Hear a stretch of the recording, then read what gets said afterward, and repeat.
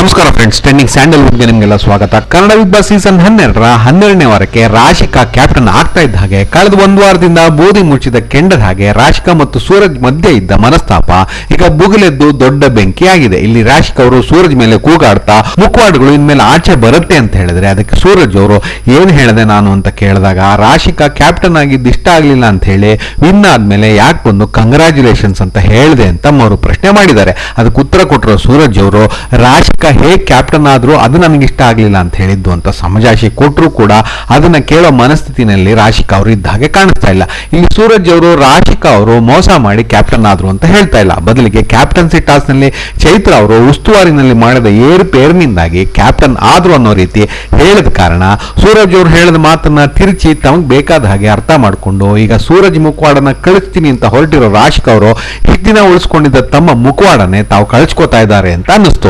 ಸೂರಜ್ ಹೇಳಿರೋ ಮಾತನ್ನ ಅವ್ರ ಬಳಿನೇ ಹೋಗಿ ಮಾತಾಡಿ ಬಗೆಹರಿಸ್ಕೊಳ್ಬಹುದಿತ್ತು ರಾಶಿಕಾ ಅವರು. ಬಿಟ್ಟು ಈಗ ಎಲ್ಲರ ಮುಂದೆ ಅವ್ರು ಆಡಿದ ಮಾತಿನ ಬಗ್ಗೆ ಮಾತಾಡಿ ಅವರ ಮುಖವಾಡ ಕಳಿಸ್ತೀನಿ ಅಂತಿರೋದು ಅವರ ಬಾಲಿಶತನ ಅಂತ ಹೇಳ್ಬೋದು. ಇದೆಲ್ಲ ಸೂರಜ್ದು ಮುಖವಾಡ ಅಂತ ಗೊತ್ತಿದ್ದಿದ್ರೆ ಕಳೆದ ವಾರ ಅಮರ ಪ್ರೇಮಿ ರೀತಿ ಸೂರಜ್ನ ಯಾಕೆ ಜೋಡಿಯಾಗಿ ಆಯ್ಕೆ ಮಾಡಿಕೊಂಡ್ರು ರಾಶಿಕಾ ಅಂತ ಅರ್ಥ ಆಗ್ಲಿಲ್ಲ. ಹಾಗಾಗಿ ಇಲ್ಲಿ ಸೂರಜ್ ಅವರು ರಾಶಿಕಾಗೆ ಸರಿಯಾಗಿ ಕೌಂಟರ್ ಕೊಡ್ತಾ ಕ್ಯಾಪ್ಟನ್ ಆದವರಿಗೆ ಸ್ವಂತ ಬುದ್ಧಿ ಇರಬೇಕು, ಆಗ ಕ್ಯಾಪ್ಟನ್ ಅಂತ ಸರಿಯಾಗಿ ಹೇಳಿದ್ದಾರೆ. ಅವರು ಹಾಗೆ ರಾಶಿಕಾ ಅವ್ರನ್ನ ಗುಮ್ಮೋದನ್ನ ಮುಂದುವರಿಸ್ತಾ ಮುಂಚೆ ಒಬ್ರು ಬಂದಾಗ ಒಂಥರ, ಇನ್ನೊಬ್ರು ಬಂದಾಗ ಇನ್ನೊಂಥರ ಎಲ್ಲರೂ ನೋಡ್ತಾ ಇದ್ದಾರೆ ಅಂತ ಕೊನೆಗೂ ರಾಶಿಕಾ ಅವರ ಬಣ್ಣಗಳನ್ನ ದೊಡ್ಡ ಮಟ್ಟದಲ್ಲಿ ಬಯಲು ಮಾಡ್ತಾ ಇದ್ದಾರೆ.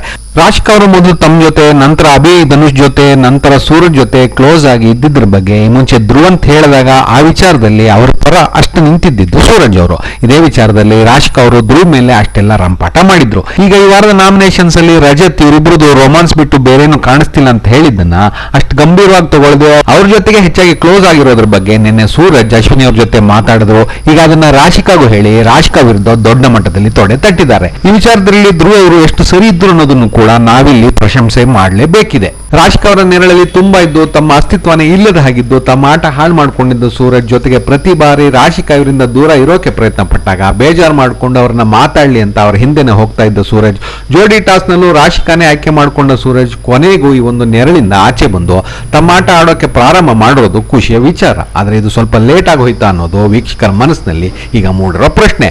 ಈ ಸೀಸನ್ ನಲ್ಲಿ ಟಾಸ್ ನಲ್ಲಿ ಅದ್ಭುತ ಪ್ರದರ್ಶನ ಕೊಟ್ಟು ಟಾಸ್ ನಲ್ಲಿ ಕ್ವೀನ್ ಅನ್ನಿಸ್ಕೊಂಡು ಇಷ್ಟು ವಾರಗಳು ಕೈತಪ್ಪು ಹೋಗಿದ್ದ ಕ್ಯಾಪ್ಟನ್ ಪಟ್ಟ ಕೊನೆಗೂ ಪಡ್ಕೊಂಡಿರೋ ರಾಶಿಕಾಗೆ ಮುಂದಿನ ವಾರ ಅಗ್ನಿ ಪರೀಕ್ಷೆ ಆಗಿದ್ದು ಇದು ಅವರಿಗೂ ವರ ಆಗತ್ತೋ ಅಥವಾ ಅವರ ಆಟದಲ್ಲಿರೋ ಸಮಸ್ಯೆಗಳನ್ನ ಬಿಚ್ಚಿಟ್ಟು ಶಾಪ ಆಗತ್ತೋ ಅನ್ನೋದನ್ನ ಕಾಲವೇ ನಿರ್ಣಯ ಮಾಡಲಿದೆ ಅನ್ನೋದು ನಮ್ಮ ಅಭಿಪ್ರಾಯ.